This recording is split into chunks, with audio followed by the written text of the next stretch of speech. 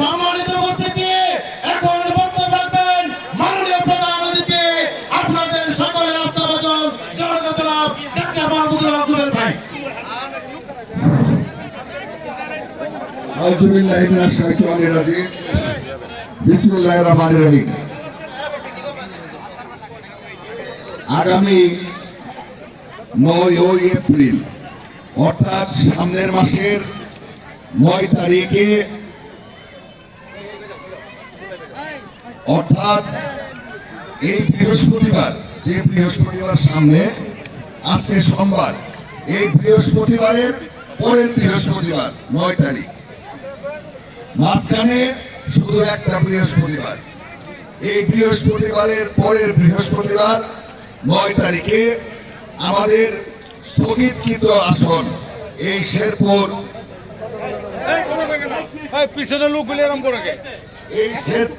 এই শেরপুর 3 আসন, যে আসনটা সারা বাংলাদেশের 300 আসনের মধ্যে স্থগিত ছিল। আমাদের প্রতিদ্বন্দ্বী প্রার্থী জনাব নুরুজ্জামান বাদল সাহেবের মৃত্যুতে এই আসনটা স্থগিত হয়।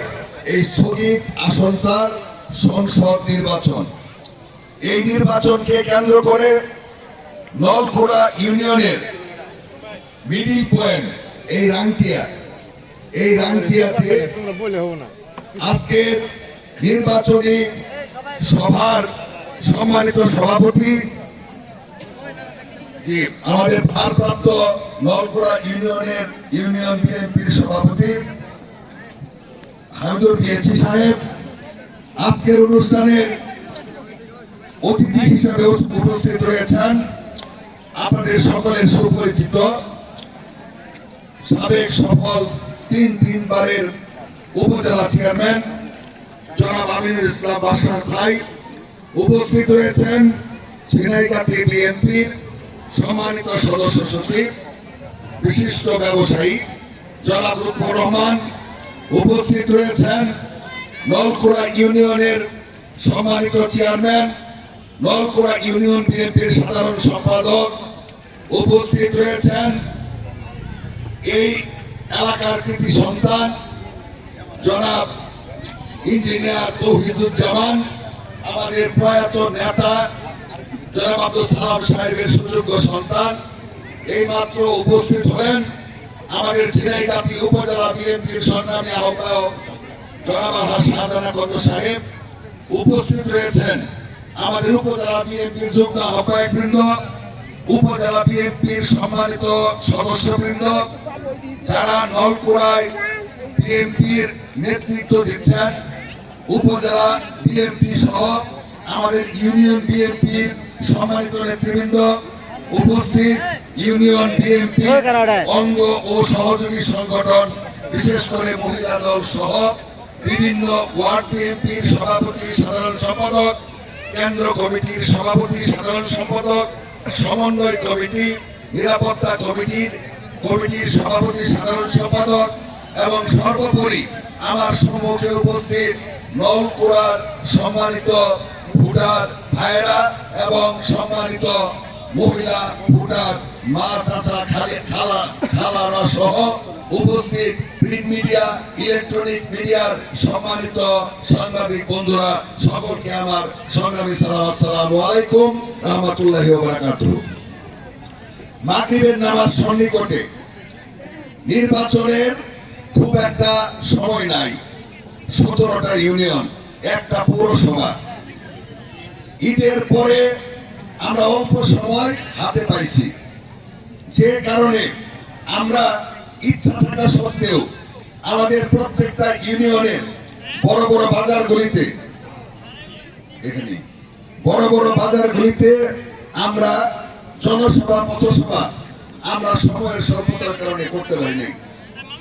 আমি বক্তব্যের শুরুতে বিশেষ করে আজকে এই লম্বা রাংটিয়াতে, বিশেষ করে কানসার সীমানা থেকে শুরু করে পাহাড় ঘেঁষা সেই গৌরীপুর ইউনিয়ন পর্যন্ত বিস্তৃত আমাদের নলখোলা ইউনিয়ন। এই লম্বা ইউনিয়নে এক পাশের মানুষ আরেক পাশে যাওয়া খুব কঠিন। এরপরেও আজকে আবহাওয়াটা খুব একটা ভালো ছিল না, বৃষ্টি হয়েছে। এর মধ্যে কষ্ট করে আপনারা আমাদের এই সর্বশেষ নির্বাচনের আগে এই সবার যারা কষ্ট করে আসছেন দূর দূরান্ত থেকে, বিশেষ করে আমাদের মা খালা চাচিরা এবং সম্মানিত মুরব্বিয়ান, সম্মানিত নলকুড়াবাসী, তাদেরকে আমার অন্তঃস্থল থেকে জানাই আন্তরিক ধন্যবাদ এবং অভিনন্দন। সম্মানিত এলাকাবাসী, আমি বক্তব্যের শুরুতে ধন্যবাদ জানাই। এরকম একটা আয়োজন এমনি এমনি হয় না, কিন্তু এর পিছনে পরিশ্রম আছে, অর্থ আছে, শ্রম আছে, ঘাম আছে। এর পিছনে পরিশ্রম, শ্রম, ঘাম, ত্যাগের বিনিময়ে এরকম একটা সুন্দর আয়োজন, সফল আয়োজন করা সম্ভব হয়। এবং এর পিছনে যারা সহযোগিতা করছেন, যারা কষ্ট করছেন, শ্রম দিচ্ছেন, ঘাম দিচ্ছেন, অর্থ দিচ্ছেন, আমি সকলকে চিনি।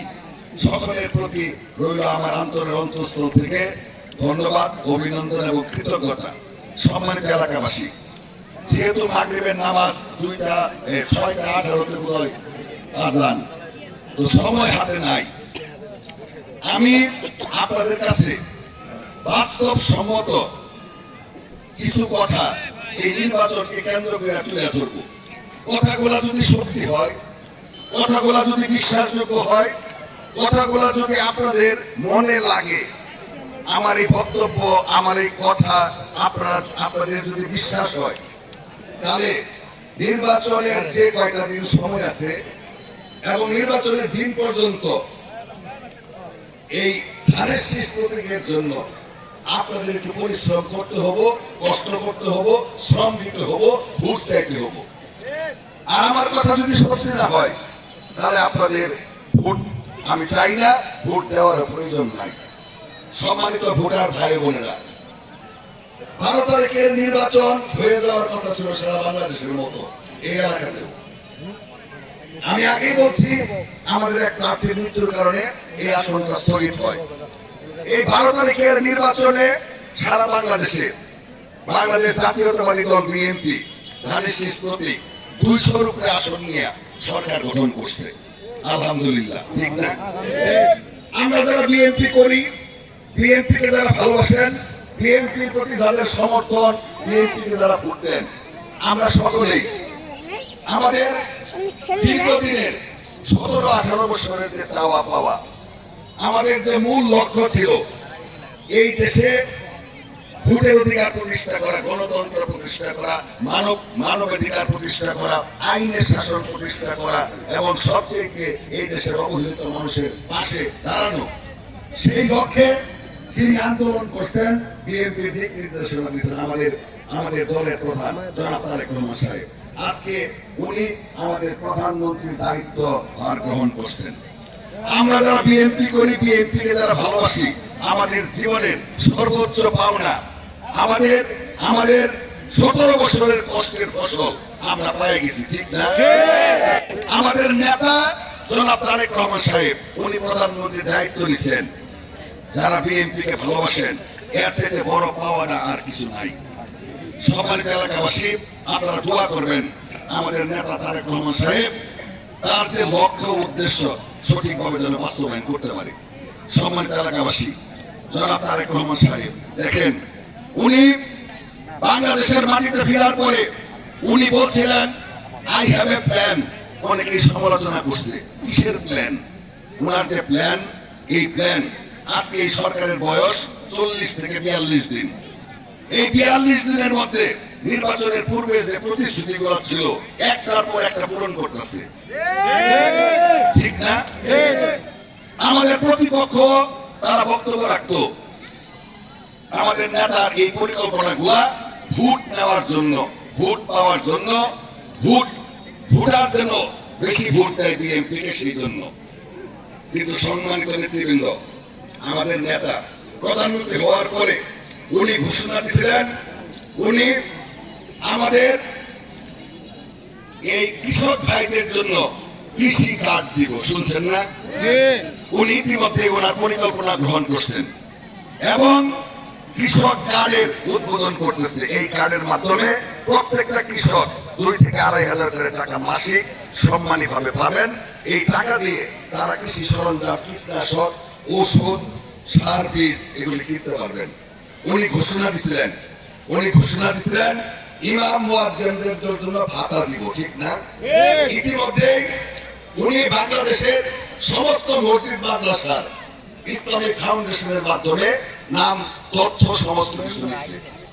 শুধু মুসলমান না, বৌদ্ধ, খ্রিস্টান, হিন্দু, বিশেষ করে পুরোহিত, ব্রাহ্মণ, ফাদার, গির্জার ফাদার প্রত্যেকের জন্য সরকারের পক্ষ থেকে বেতন ভাতা দেওয়া হবে।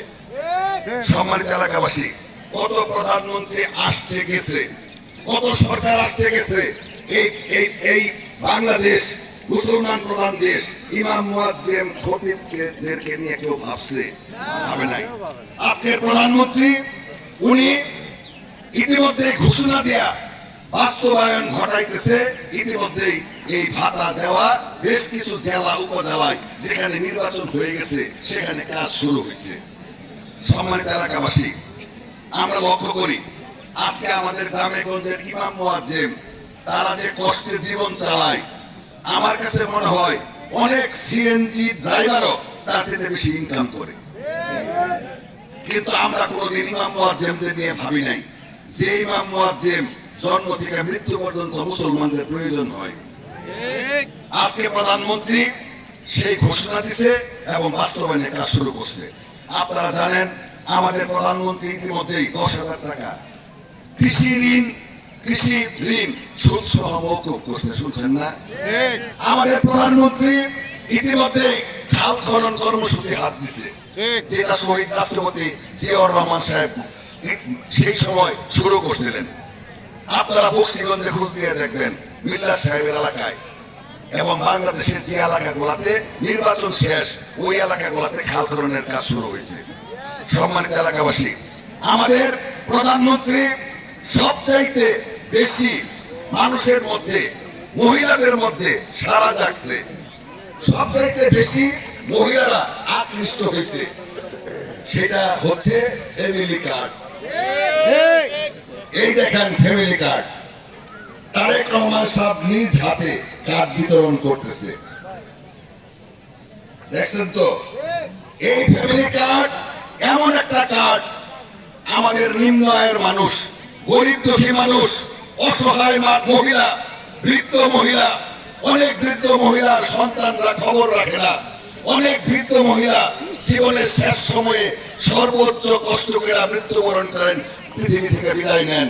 সেই সমস্ত মহিলাদের জন্য প্রত্যেকটা পরিবারের একজন করে মহিলার জন্য এই ফ্যামিলি কার্ড এই সরকার ঘোষণা করছে এবং ইতিমধ্যেই যে এলাকাগুলোতে নির্বাচন শেষ হয়েছে সেই এলাকাগুলোতে ফ্যামিলি কার্ড বিতরণ শুরু করছে।